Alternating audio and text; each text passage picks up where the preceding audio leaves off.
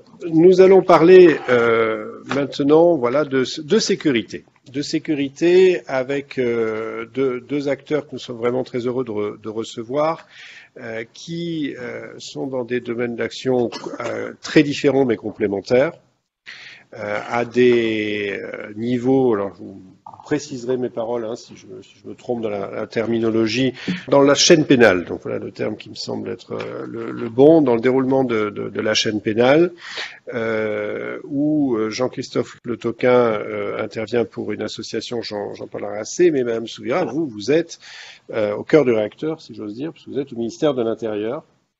Et on a discuté un petit peu pour préparer cette intervention, et je trouvais que c'était vraiment très pertinent de vous entendre parce que, vous allez me dire si j'ai bien compris, en tout cas moi ce que j'ai ressenti, c'est que vous étiez prise entre deux feux. Prise entre la nécessité de mettre en œuvre la politique pénale par ceux qui en sont le bras armé, le service judiciaire, et en même temps une pression extrêmement importante de la part des défenseurs des libertés publiques sur l'usage qui peut être fait ou pas de ces technologies pour répondre à l'utilisation de ces mêmes technologies par ceux qui se livrent à des activités de délinquance. Donc je pense que vous êtes la bonne personne pour vous en parler. Vous êtes la chef de la mission cyber de la préfecture de police de Paris, vous êtes commissaire de police. Vous avez fait donc votre carrière au ministère de l'Intérieur, en ayant même commencé par diriger un groupe d'intervention régionale. Ce sont des choses pour nous qui nous impressionnent toujours beaucoup. Et après, vous avez progressivement mené votre carrière vers les questions de cybercriminalité. Et aujourd'hui à la préfecture de police de Paris. Et donc nous sommes ravis de vous entendre sur ces questions. Et je vous passe la parole. Merci beaucoup.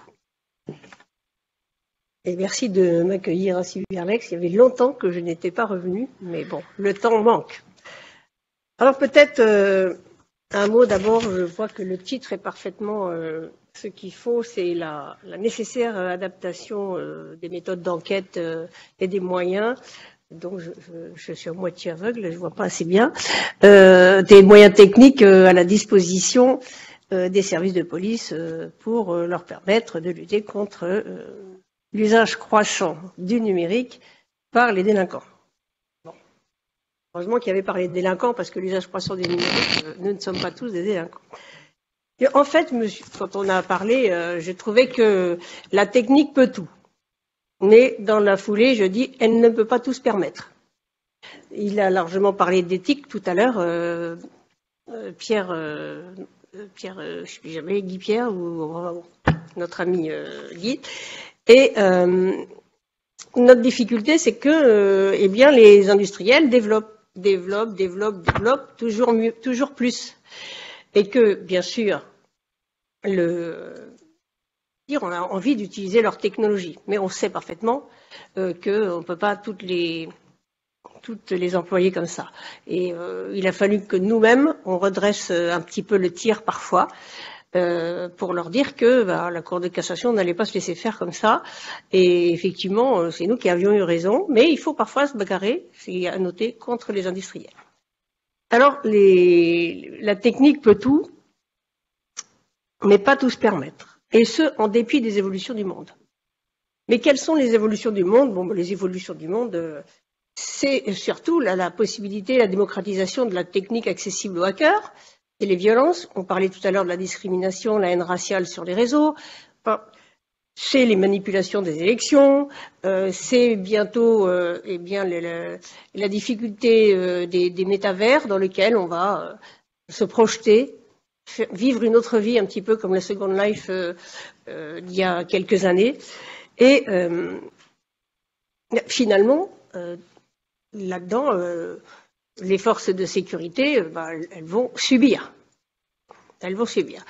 Mais, j'allais dire, en France, quand même, le droit est assez adapté. On doit s'adapter, mais on adapte les moyens.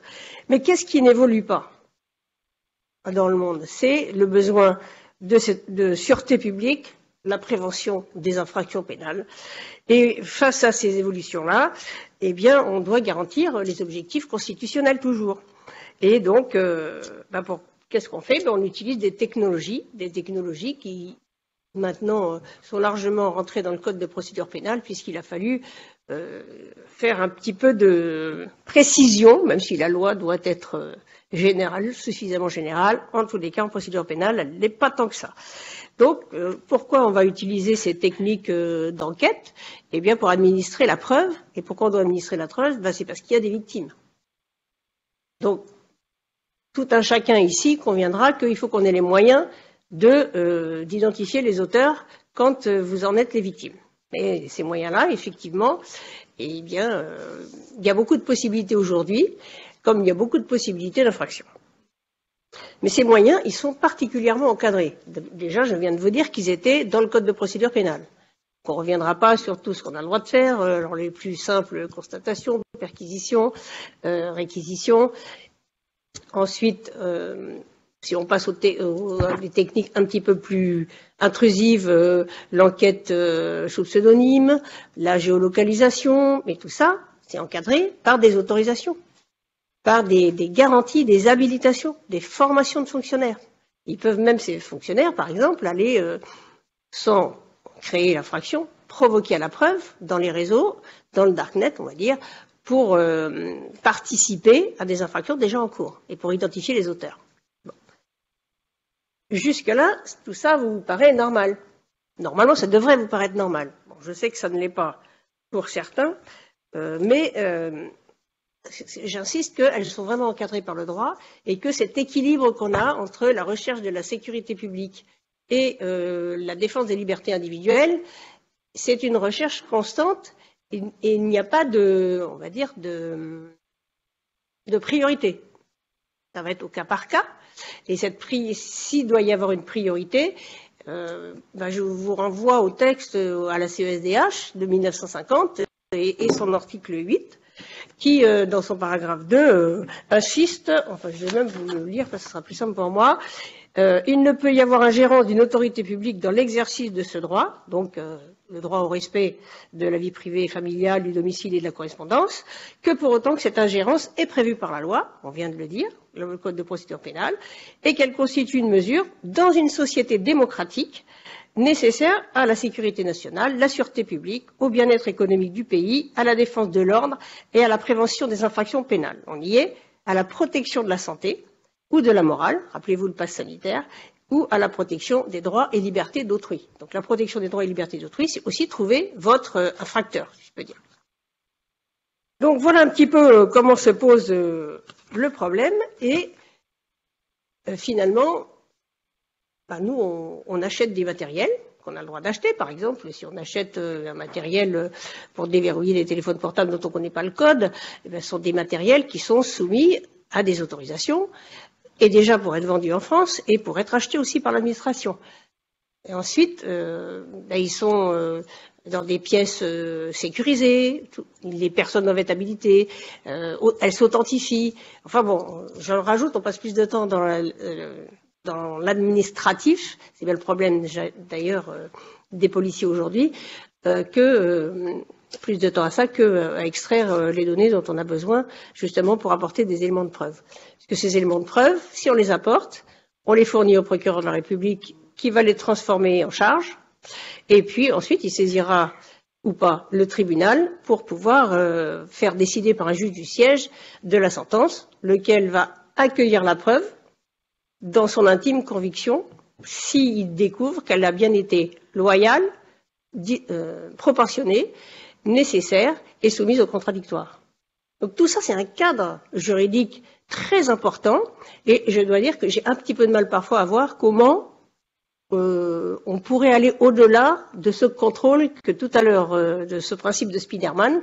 On utilise effectivement des grandes technologies, des techniques spéciales d'enquête et des autres techniques.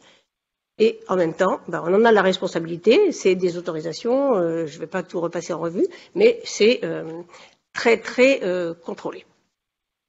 Alors maintenant, nul n'échappe toujours à quelque chose qui finit. Le plus grand contrôle, c'est à minima les 5 à 10 ans d'emprisonnement qu'encourrait le policier si jamais il détournait pour un usage personnel les matériels qu'on a. Mais on est censé faire on a des doctrines, des contrats d'engagement avec les services à qui on met à disposition les matériels techniques de pointe. Parce qu'il faut qu'on soit à l'état de l'art. Parce que j'ai pas trop parlé des assaillants. Mais les assaillants, ils ont déjà tout et ils vous envoient les logiciels espions dans votre ordinateur on va dire, à un rythme qui est un peu plus important que celui de la police. Moi, je dis qu'on enverrait des logiciels espions, c'est qu'on a le droit de le faire, c'est la captation informatique, et on ne fait que vraiment dans des cas très particuliers qui sont de la grande criminalité organisée ou du terrorisme. Hein. Donc, on n'a pas le droit d'utiliser toutes les techniques d'enquête. Je ne vais pas utiliser l'interception des communications électroniques pour le vol de Mme Michu dans le bureau d'à côté. Donc tout est proportionné et il y a un contrôle. Alors, même si d'aucuns disent que le procureur de la République c'est pas un juge judiciaire, il n'en reste pas moins que c'est un magistrat judiciaire. Et bon, il nous contrôle quand même, puisqu'il contrôle les gardes à vue, il regarde qu'on fasse bien notre travail. Et puis bon, passe les commissaires de police qui contrôlent les premiers. Ensuite, ce contrôle des magistrats, il y a aussi le même contrôle du juge des libertés et de la détention.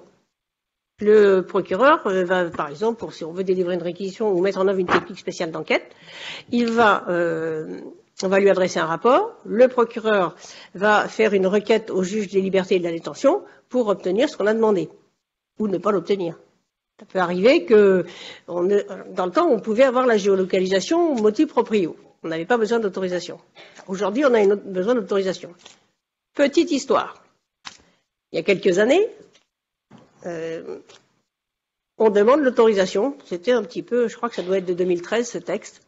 Et on demande l'autorisation aux magistrats de mettre sous surveillance, enfin de géolocaliser le téléphone de la personne qu'on devait interpeller. Parce qu'il habitait vers Strasbourg, dans l'Est, là.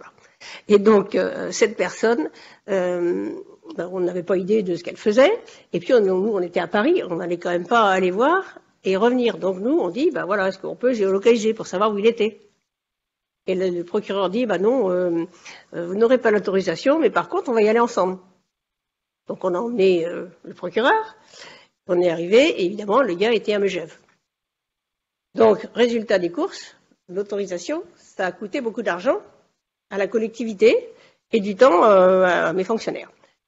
Pour dire que, parfois, la décision, c'est pas toujours la meilleure. Autant je comprends qu'on ait besoin de l'autorisation, autant le refus d'autorisation, à mon sens, doit être particulièrement motivé. Mais je pense qu'elle voulait faire un petit tour en voiture avec les gars. Donc l'aller-retour à Strasbourg en voiture, c'était peut-être sympa, mais enfin, pour la procédure, c'était vraiment, c'était pas top. Donc voilà, ça c'est un petit exemple. Sur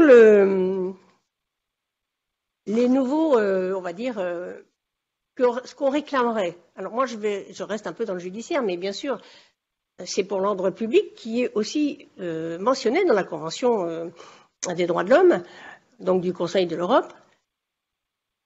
L'ordre public réclame.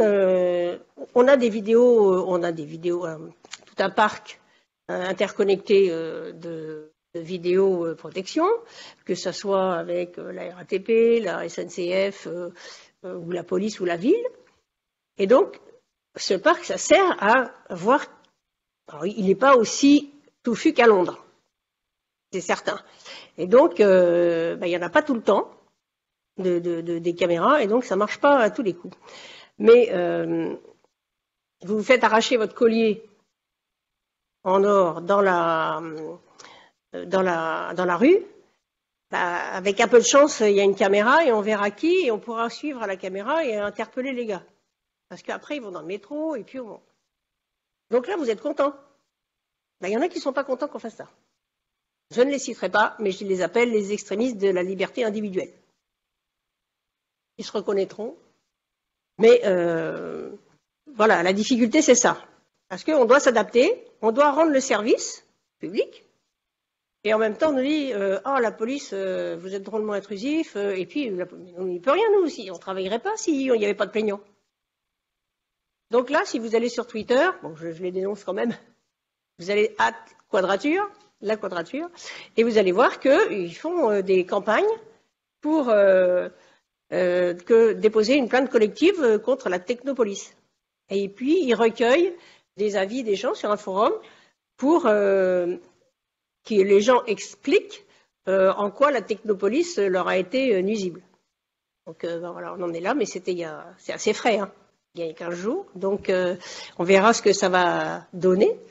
Mais bon, c'est pour dire que voilà, on est pris entre le marteau et l'enclume. Et puis, ben voilà, je vais vous laisser peut-être poser vos questions parce que je crois que je vous ai dit ce que je souhaitais vous dire, qui est pourquoi nous on fait le possible, mais que malheureusement ça ne marche pas tout le temps. On n'a pas tout ce qu'on voudrait, mais moi je comprends qu'on ne puisse pas avoir tout parce que il n'y a pas de raison. C'était assez intéressant ce qu'il disait, cette question d'éthique. C'est vraiment ça le sujet. Mais je fais toujours le parallèle avec les médecins. Bon, c'est vrai qu'on n'a pas complètement légiféré, mais l'éthique que les médecins doivent s'imposer avec les familles, enfin tous les protocoles, toutes les procédures. Mais il y a plein de familles d'ailleurs qui préféraient qu'il n'y en ait pas autant. Mais il suffit qu'il y ait une famille et qu'il y ait une histoire médiatisée et vous voyez, c'est reparti. Donc je ne crois pas qu'il y ait une solution complète, mais il faut avancer. On sait que quand il y a 615 000 infractions sur Paris et la Petite Couronne par an, comme l'année dernière, et qu'il y en a 30 000 chez du cyber, et qu'il y a 365 jours par an, même s'il y a beaucoup de policiers, il ne faut pas que ça. Donc l'investigation numérique, par l'humain, c'est plus possible. Quand il y a quelqu'un qui a 40 000 ou 50 000 images pédoporno dans son ordinateur, est-ce que si on n'a pas un logiciel qui va trier, qui va nous aider, est-ce qu'on va pouvoir faire le boulot? Non. Et on va laisser j'allais dire les tortureurs d'enfants, et puis ces enfants martyrs, et on ne va pas les chercher. Donc après, chacun doit avoir regardez, parce que j'allais dire ces extrémistes que je citais tout à l'heure, ils sont dans leur ligne là, mais à croire qu'ils ne voient pas le monde, ils ne voient pas que le monde a évolué. Et oui, il y a de plus en plus de pédocriminalité, à tel point que c'est effrayant, que ça a été encore pire pendant le Covid, le confinement. Donc, nous, on se trouve là et on doit travailler et on doit sauver les enfants, par exemple. Voilà. Pas sauver le monde. Merci beaucoup. Ce qu'on va entendre, on va prendre